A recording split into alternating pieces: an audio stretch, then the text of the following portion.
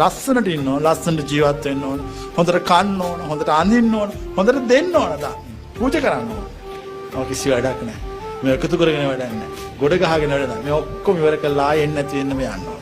කොයි වෙලාවකවත් බැංකු පොත්වල මොනවක්වත් තියලා යන්න එපා. ආයෙ එන්න වෙනවා වියදම් කරන්න. ඔක්කොම ඉවර කළා යන්න.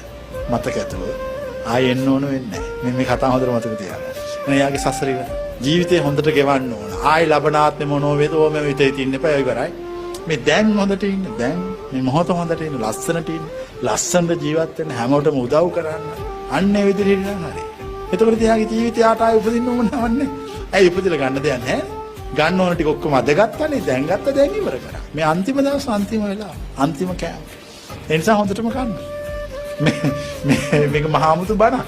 අමුතු බණන්නේ ඒක තමයි බුද්ධ වචනය. ඒක හරි පළල් ඒක හරි කොටු වෙලා නැහැ. කොලාගේ ජීවිතේ මේ පශ්චාත්තාපයන්